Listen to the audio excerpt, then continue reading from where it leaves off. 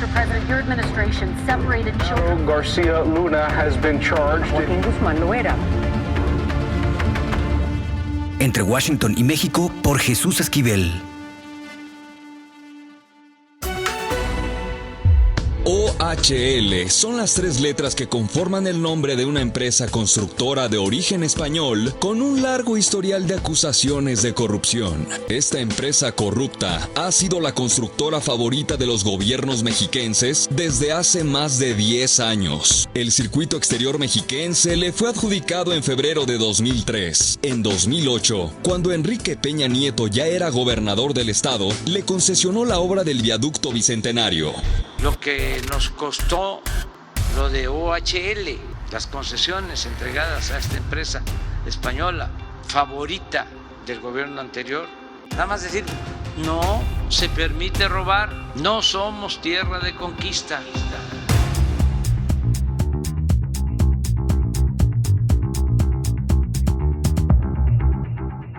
¿Qué oles?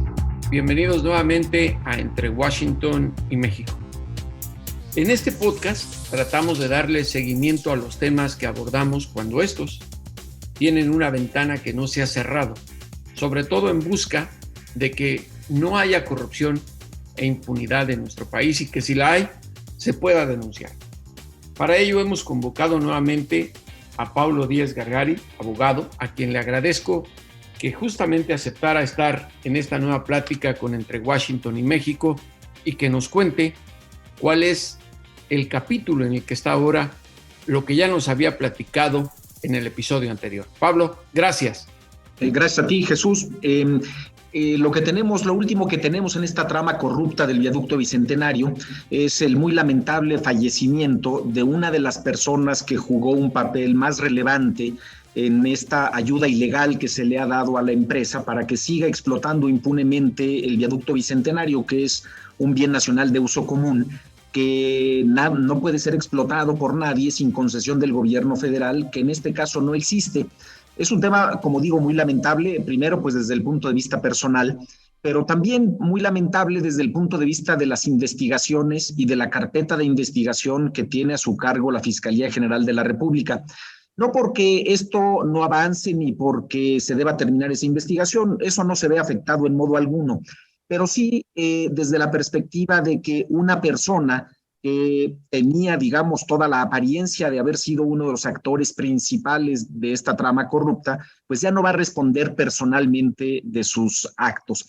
Y aquí hay un tema pues muy delicado, Jesús, porque este señor, Román García Álvarez, que era el director o el titular de la Unidad de Asuntos Jurídicos de la Secretaría de Comunicaciones y Transportes, murió desde el día sábado, probablemente el viernes, no lo sabemos, pero a más tardar el sábado, y no se dio a conocer su muerte oficialmente desde la Secretaría de Comunicaciones, sino hasta el lunes por la noche, para cuando el cuerpo de Román García Álvarez ya había sido incinerado. Y esto es un tema muy relevante porque la causa real de la muerte de Román es un tema que debe investigarse, y te digo por qué. Román García Álvarez fue designado titular de la Unidad de Asuntos Jurídicos por Julio Scherer, con efectos a partir del 16 de septiembre del 2020. Era una persona que no tenía la experiencia ni las credenciales necesarias para ocupar el puesto y que aún así obtuvo el puesto. Pero todo parece indicar que desde entonces estaba gravemente enfermo, con una enfermedad muy grave en etapa terminal, y que probablemente por eso fue que Julio Scherer decidió designarlo en ese puesto para que llevara a cabo los actos que efectivamente llevó a cabo y que básicamente consisten en detener una sanción que estaba a punto de imponerse ya al gobierno del Estado de México por haber violado la ley y explotar sin concesión del gobierno federal el viaducto Bicentenario. Él lo detuvo e instruir que se firmara en su lugar un convenio de colaboración que es completamente ilegal, en el que se pretendía o se pretende darle impunidad a Aleática para que siga explotando esto. Esto pues claramente con la intención de señalarlo a él como el único responsable, para efectos de que si algún día esto llegaba ante los jueces, como seguramente ocurrirá muy pronto, pues que hubiera un solo responsable, que fuera este señor Román García Álvarez. Pero como digo yo, Efectivamente, también mencionabas tú, aquí se trata de denunciar la corrupción y de arrojar luz y palabras a la cara de los corruptos para que nos den explicaciones, Jesús. Y de esto se trata. Aquí lo que necesitamos es que la Fiscalía General de la República siga adelante con la investigación, que la judicialice ya porque está perfectamente armada esa carpeta de investigación y que entienda, me parece que lo entiende muy claramente, como lo entenderá y se lo explicaremos a los jueces competentes, pues que Román García Álvarez no se mandaba solo, que Román García Álvarez recibía instrucciones y que no las recibía del secretario de Comunicaciones. En septiembre del 2020 ni siquiera las podía recibir del secretario de Comunicaciones porque estaba gravemente enfermo de COVID, luchando por la vida, digamos, luchando por su vida. Y la salud de Jorge Arganis Díaz Leal está también muy deteriorada, Jesús. Por eso también urge que la autoridad avance ya rápidamente, porque si no, pues como he dicho, vamos a tener a todos los responsables muertos, quizás salvo al más importante, y que al final dirá que él no está obligado a autoincriminarse y tratarán de cerrar ahí las cosas. Yo creo que esa es la relevancia del caso. Lo que se está pidiendo aquí y el resultado que buscamos es uno y es muy sencillo, que el gobierno federal cumpla su función y que recupere el viaducto bicentenario en beneficio de la nación, como lo señala la ley. Nada más, Jesús. Ahora, Paulo, lo que nos estás mencionando pues llama mucho la atención y también es grave. En un tribunal, ¿cómo probar esta teoría o argumento de que Scherer nombró a García Álvarez porque justamente estaba enfermo? Mira, tenemos varias cosas. Hay una carpeta de investigación, Jesús, que como te digo, se inició desde febrero de este año, en la que se han llevado a cabo muchos actos de investigación. Yo he aportado muchos elementos objetivos desde hace tiempo que permiten acreditar esto. Y luego, no solo eso, hay varios documentos en esa carpeta de investigación que, dejan o dan constancia de que desde hace más de un año hubo una instrucción en la Secretaría de Comunicaciones en la que se ordenó a todas las áreas que no se me respondiera a mí o que no se respondiera ningún escrito relacionado con el viaducto bicentenario si no pasaba antes por las manos de Román García Álvarez. ¿Con qué intención? Pues con la intención desde entonces de ir echando toda la responsabilidad sobre una persona que alguien sabía que tenía poco tiempo de vida, ¿no? Parece, esto no lo he podido confirmar, pero todo parece indicar, Jesús, que Román García Álvarez padecía un cáncer de páncreas y que estaba en etapa terminal. De modo, pues, que esto es muy grave y por eso es que era muy importante, pues, que la autoridad detuviera el tema de la incineración del cuerpo de Román, pues para que se pudiera practicar efectivamente pues todos los análisis necesarios para determinar la causa real de su muerte y si es que efectivamente se debió a este cáncer de páncreas, pues ver desde cuándo lo padecía. Porque lo que está claro, Jesús, es que Román García Álvarez era una persona que no cumplía los requisitos para ocupar ese puesto. A lo mejor si hubiera sido una persona que los cumplía cabalmente, pues uno diría, oye, el tema de la enfermedad probablemente pasaría a un segundo nivel. Pero aquí, además del tema de la enfermedad, está el otro asunto. Román García Álvarez nunca había ocupado ni siquiera puestos de medio nivel en la administración pública ni en el sector privado. Un día antes de ser titular de la Unidad de Asuntos Jurídicos de la Secretaría de Comunicaciones, su función consistía en tramitar informaciones de solicitudes de información pública que se presentaban en Capufe, y de ahí saltó con un incremento en sueldo de más del 100% a la Secretaría de Comunicaciones. Me parece que hay pues elementos suficientes para señalar esto y muchas otras cosas. Ya durante su desempeño en la Secretaría, Jesús, pues uno no entiende cómo una persona como Román García Álvarez llegó a tener tal poder en la Secretaría, sin ser, como te digo, pues sin tener ninguna experiencia previa en el sector y sin ser tampoco, y no lo digo pues ni peyorativamente ni como insulto, pero Román no era un joven, pues era un tipo que ya había hecho su carrera y no era un tipo que destacara o que fuera conocido en el ámbito jurídico como un gran jurista o como alguien de mucho peso, ¿no? De mucho peso jurídico. Parece, Paulo, que la designación de funcionarios no necesariamente capacitados para los puestos que les otorgan ya es un denominador común en este gobierno del presidente Andrés Manuel López Obrador. Te digo esto porque la pregunta que te haría es, ¿qué implicaría que los familiares dijeran, nosotros no quisimos que se llevara a cabo la autopsia y pedimos que se incinerara inmediatamente? Pues no, me parece que no es un tema que esté acorde a la ley, Jesús, porque Román García Álvarez estaba siendo investigado por la Fiscalía General de la República, y en ese caso, como en todos los casos en los que haya, por ejemplo, aquí no hubo una muerte violenta, pero cuando hay una muerte violenta o por accidente, efectivamente la autoridad debe negar el permiso para que se incinere y debe exigir que el cuerpo sea enterrado y se conserve durante un periodo de 5 o 7 años antes de ser incinerado. Pero aquí, pues justamente por eso me parece a mí que se guardó un silencio institucional durante tantos días, y cuando la Secretaría anunció esto, el cuerpo o los restos mortales de Román ya habían sido incinerados, ¿no? Es un tema muy delicado. Y otra cosa que creo que vale la pena señalar, ya lo había dicho aquí la otra vez, pero es que el nombramiento de Román García Álvarez es un nombramiento que fue realizado personalmente por Julio Scherer, en uso de unas facultades que él mismo se dio, digamos, no se dio, promovió que se le dieran, incluso un poco a escondidas del presidente de la República, cuando le pidió muy al principio de la administración que promoviera ciertas reformas a la ley, y él metió esto que no le habían pedido, y es este artículo que faculta ahora al consejero jurídico del Ejecutivo Federal a designar y remover a los abogados de todas las dependencias y entidades de la Administración Pública Federal, lo que de verdad es un sinsentido, es un tema que le da al consejero jurídico un poder político enorme y que además crea, me parece a mí, pues muchas cuestiones indebidas de desequilibrio dentro de las dependencias y entidades, porque en lugar de que el abogado responda frente al titular de la dependencia o entidad, responde a un tercero, que en este caso es el consejero, ¿no? Entonces, están todos estos elementos.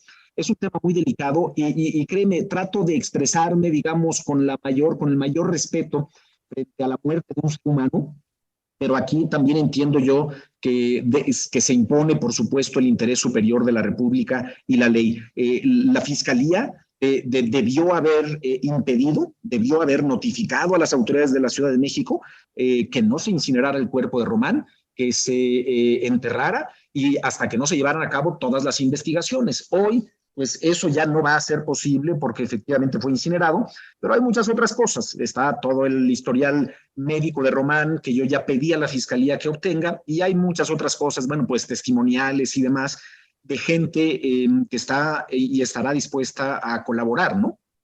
Ahora, el reemplazo de este personaje, ¿quién será o de quién se habla, y hay esperanza de que pueda sacar adelante esta trama de corrupción? Pues fíjate que no lo sabemos, Jesús, no sabemos ni siquiera quién va a ser el sustituto de Arganis, porque Arganis, como tú sabes, fue separado del cargo desde hace un poco más de un mes. Justamente por eso, porque su salud física y mental, después de que padeció el COVID justamente en septiembre del 2020, quedó muy deteriorada. Y otra vez, no es un tema pues, de agresión o de esto, es una simple descripción. Él mismo dijo y reconoció que su capacidad de concentración y atención había quedado seriamente dañada. Y en realidad fue separado de su cargo hace poco porque ya era incapaz de presentarse ante los diputados para comparecer en la glosa del informe del presidente. Por eso lo hicieron a un lado y hoy tenemos a un encargado de despacho. Entonces, no sabemos ni quién va a ser el próximo secretario, ni quién va a ser el sucesor de Román. A mí me parece que llegue quien llegue, que tenga algún conocimiento y alguna experiencia en esto, pues la solución de este tema a nivel administrativo es muy sencillo, Jesús, de verdad. Simplemente tienen que darse cuenta de esto que yo di a conocer recientemente, información pública muy importante que obtuve hace poco de la Secretaría de Comunicaciones, en la que existe evidencia de que el funcionario competente para resolver el procedimiento de sanción contra el Estado de México en el 2020 había ya decidido que se sancionara al Estado de México y había solicitado a Román García Álvarez que recuperara el viaducto bicentenario en beneficio de la nación como lo marca la ley. pero fue Román Bosch quien lo detuvo. Yo creo que hoy, ante las investigaciones de la Fiscalía y todo lo demás, pues la Secretaría de Comunicaciones debe iniciar ese procedimiento administrativo que es independiente del proceso penal. La Secretaría de Comunicaciones puede arrancar mañana mismo el procedimiento administrativo y dejar que las investigaciones penales sigan su curso. Que aquí me parece que eso es lo más relevante, Jesús, recuperar ese bien en beneficio de la nación, porque el particular que lo explota no tiene derecho a hacerlo. Ahora, el viaducto Bicentenario sigue siendo el elefante blanco de corrupción en el patio de Palacio Nacional. Tiene que ver con el Estado de México.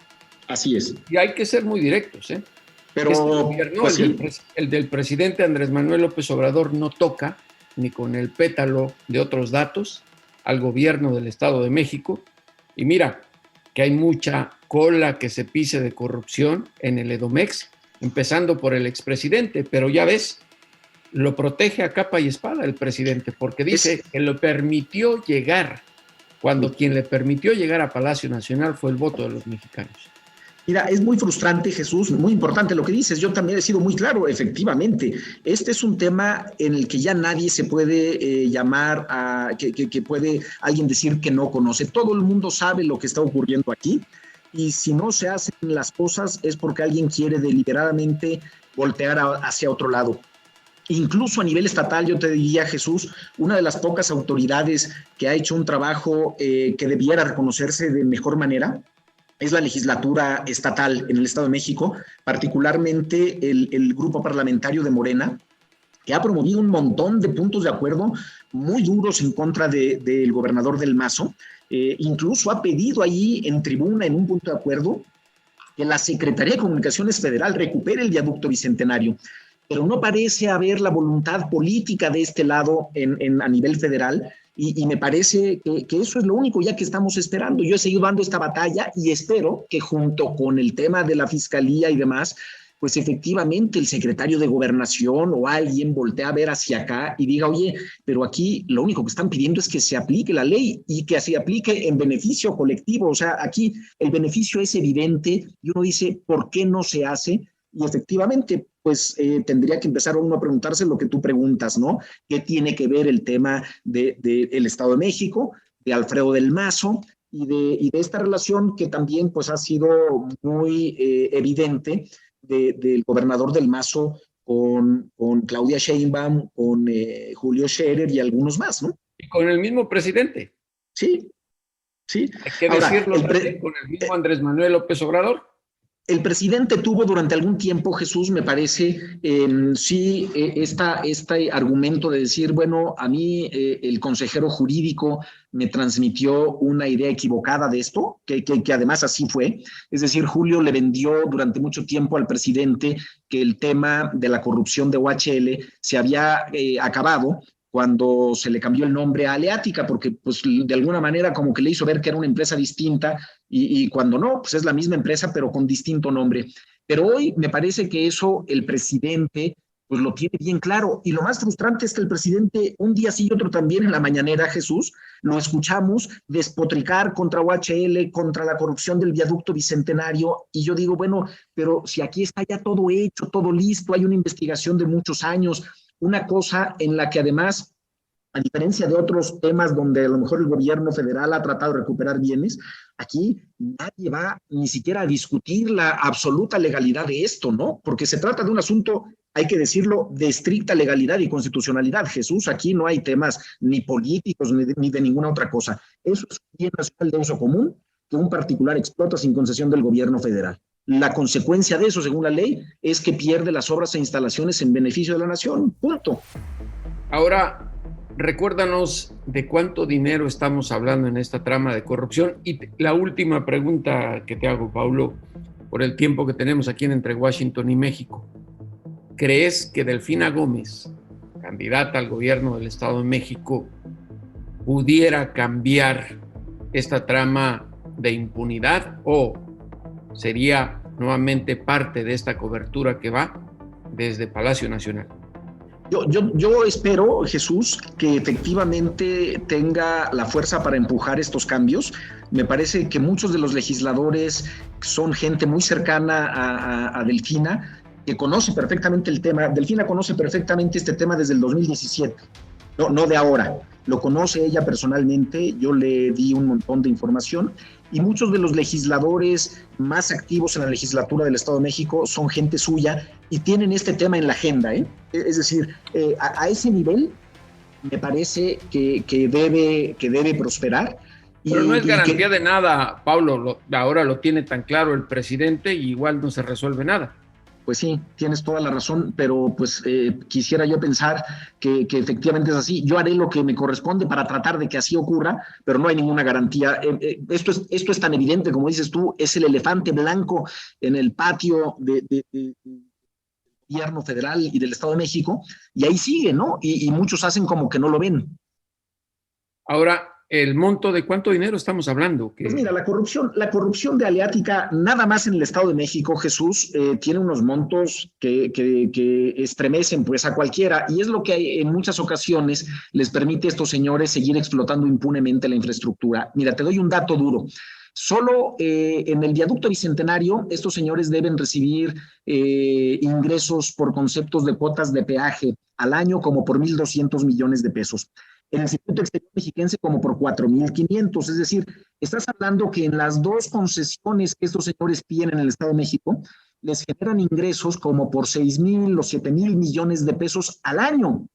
Es decir, te lo pongo en perspectiva, la deuda pública total del Estado de México debe andar alrededor de los 44,000, 45,000 millones de pesos. Esto es algo así como el 15% de toda la deuda pública, pero en un año con año, y la concesión del circuito exterior mexiquense se las acaban de ampliar hasta el 2063, pues tú ves lo que vale eso. O sea, cada año de concesión adicional y cada vez que les incrementan injustificadamente la tarifa, pues eso significa mucho, pero mucho dinero.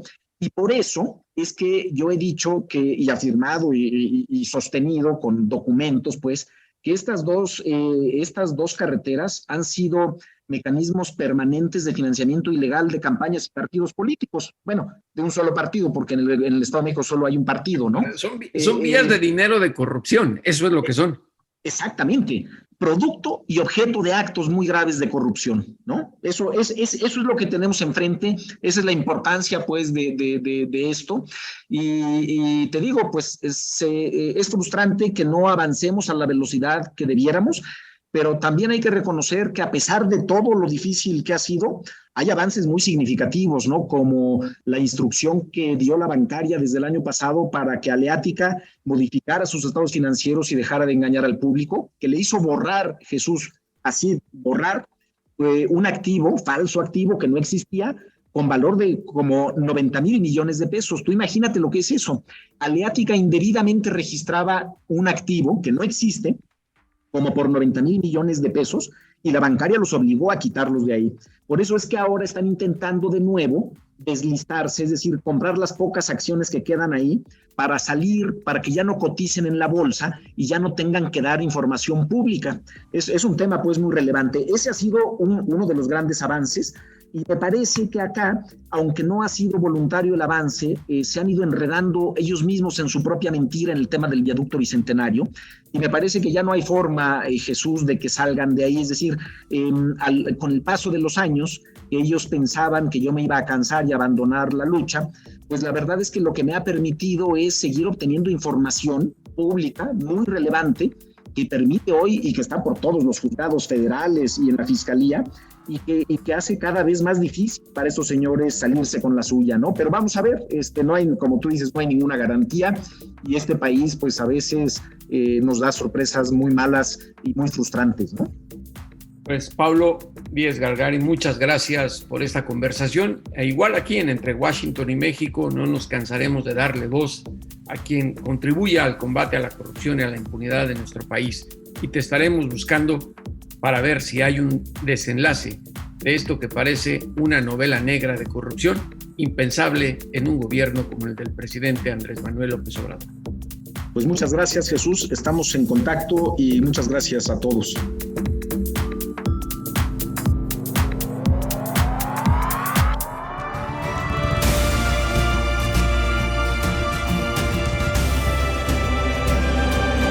Entre Washington y México.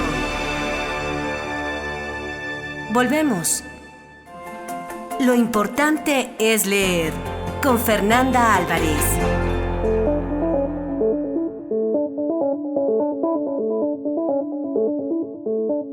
Espero que ya hayan abierto el libro, porque aquí en Entre Washington y México ya llegó Fernanda Álvarez de Penguin Random House para empezar con nosotros las lecturas a través de sus recomendaciones. Porque recuerden, lo más importante es leer. Fer, ¿qué nos tienes?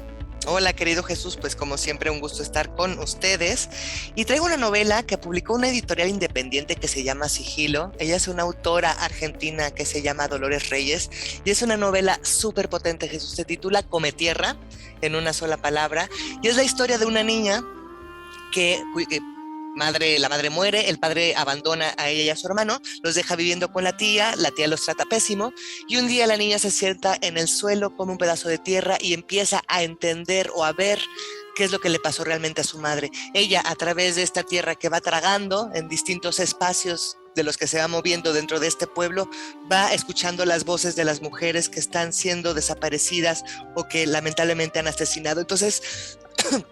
Perdón, es una novela súper intensa, es una novela corta, pero el personaje Come Tierra es entrañable, además de esta potencia y esta posibilidad de reconstruir un país que en este caso es Argentina, pero que tampoco nos queda lejos a nosotros como mexicanos, que es encontrar a estas muertas que están siendo asesinadas por violencia de género. Bueno, me hiciste recordar a una amiga que en cuanto veía una casa de adobe, corría a darle una mordida o a robarse un pedazo. ¿Para ver qué descubría? En este caso, pues para ver a qué le sabía, pero creo que las letras siempre nos ayudan a descubrir algo nuevo. ¿Qué más nos tienes, mi querida Fer? Y otro es un libro totalmente diferente, pero también creo que es muy importante, se titula Invisibles. Es un libro de no ficción. La autora es Bárbara Anderson. Ella tiene un libro anterior que se llama Los hemisferios de Luca. Su hijo en este libro, él tiene síndrome de Down, entonces hace todo el proceso de investigación para tratar de entender y de tener una explicación y de cómo traerlo al mundo realmente, ¿no? Pero aquí en Invisibles lo que hace es entrevistar a 24 personas, justo eso, ¿no? Que han sido invisibles, ya sea porque están ciegos, porque tienen alguna discapacidad física, motriz, en fin, son desde artistas, abogados, pintores, grandes empresarios, y lo que hace es exponerlos, es ponerlos a la vista de todos para darles un espacio en el cual en este país tampoco está listo para poder pues crear una sociedad de igualdad, Jesús, ¿no? Si tú vas por la calle, nada está situado para gente que venga en silla de ruedas, o si hay ciegos, tampoco pueden caminar tranquilamente por la calle. Es decir, vivimos en un país que ha invisibilizado la discapacidad en todos los niveles posibles, y lo que hace este libro es traerlos nuevamente a la luz. Mira, un gran punto que debemos justamente como sociedad tener muy presente, porque me parece que en el mundo entero cada vez vemos que abren espacios justamente para hacer una unidad a personas que nunca han podido pertenecer, digamos, con lo que nos describes, a las sociedades que algunas personas llaman comunes, pero me parece que es muy importante esta lectura. Totalmente, Jesús, tenemos que ser conscientes. Y decían en una de las presentaciones del libro de esta Katia de Artigues, hablaba sobre Invisibles, y decía que ojalá dentro de 20 años quien se encuentre en la calle este libro diga, pero qué absurdo, ¿no? ¿Cómo es posible que en el siglo XXI, en 2022, tuvieran que estar luchando por visibilizar, por tener espacios accesibles para todos los discapacitados? Dice, ojalá que se vuelva un libro que sea absolutamente fuera de lugar, que se lo encuentre la gente en la calle, ¿no? Y yo también desearía eso, que ya no quiero utilizar la palabra normalice porque es un horror, ¿no? Y no tiene ningún sentido, pero sí que no haya necesidad de pelear espacios que deberían de ser inherentes al ser humano. Pues ya lo saben, lo más importante es leer, y para eso está aquí en Entre Washington y México Fernanda Álvarez de Penguin Random House. Fer, muchas gracias. A ti, Jesús, que tengas muy buen día.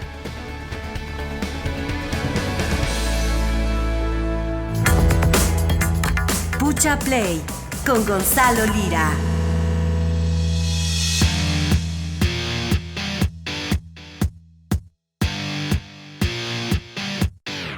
Como siempre, aunque barriéndose, pero ya está aquí Gonzalo Lira Galván entre Washington y México para Pucha Play y decirnos qué es lo que tenemos que ver. Gonzalo, gracias. No, hombre, gracias a ti. Y un tema un tema interesante hablar de las víctimas que puede tener hasta la mejor de las intenciones, como lo pueden ser las obras públicas, muchas cosas que se ven involucradas en ese tema, ¿no? Temas que tienen que ver con corrupción, temas que tienen que ver con contratos, etcétera, etcétera. Pero de repente creo que no nos detenemos, Jesús, a voltear a ver a las personas pues que forman parte digamos que en esta pirámide de poderes, las personas que pareciera que están en la parte más baja de esa pirámide, pero que a final de cuentas son a quienes se les debe y quienes toman de repente los riesgos invisibles que mayores consecuencias llegan a tener. Y justo hablando de este tema, es que me acordé mucho de un documental de Juan Carlos Rulfo, hijo del famoso escritor Juan Rulfo.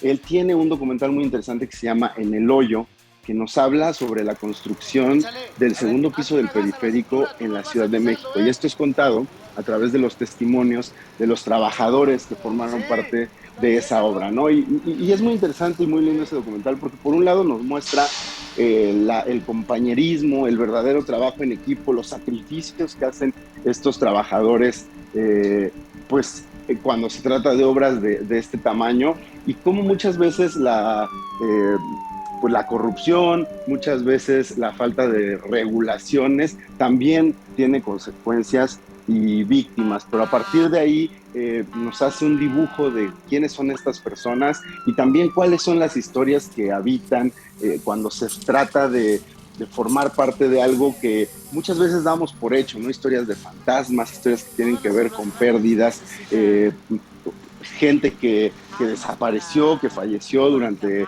estas construcciones y que muchas veces no se les da voz. ¿Por qué? Porque el producto terminado ahí está, todos lo utilizamos prácticamente todos los días y también se les invisibiliza. ¿Por qué? Pues por todas las implicaciones que pudiera llegar a tener cualquier baja dentro de estas personas que forman parte de esa obra. No sé si tú llegaste a ver alguna vez este documental de Juan Carlos Rulfo, pero en su momento hizo bastante ruido y creo que es pertinente voltearlo a ver porque no todo es blanco, no todo es negro. Creo que esta clase de temas tienen sus matices y si por un lado está bien la denuncia, que quizá es lo que menos tiene este documental, creo que es aún mejor asomarse y conocer las historias de las personas que forman parte de este tipo de obras, de este tipo de proyectos. Y Gonzalo, pues creo que es uno de los temas recurrentes en nuestro país porque más allá de promesas de políticos, de aspirantes a puestos de elección popular, la corrupción sigue estando. Y esas voces que dices tú, que se quedan ocultas o que no tienen mucha resonancia, son las que debemos precisamente escuchar para entender y no quitar el dedo del renglón de este combate a la impunidad y la corrupción. Exacto, y sobre todo entender que por más que sean decisiones que se toman en cúpulas de poder, en estas burbujas de personas de cuello blanco que deciden por todos nosotros, por todas nosotras, no deja de haber esas pequeñas historias que son las cotidianas, que son las más cercanas a nosotros como público y que por lo tanto son las que más nos deberían de conmover y de importar. Ahí lo tienen, Gonzalo Lira Galván y la importancia de Pucha Play. Como lo mismo tiene la importancia de exigirle a los políticos y a los criminales que nos devuelvan a ese México que nos arrebataron. Gonzalo, gracias. Otras gracias para ti. Un abrazo. Y a todos los que escuchan este podcast entre Washington y México, hasta la próxima.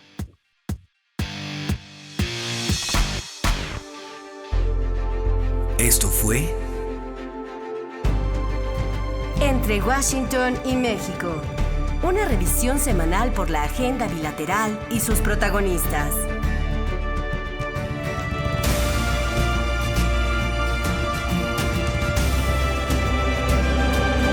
Entre Washington y México. Esta es una producción de Fluxus Comunicaciones.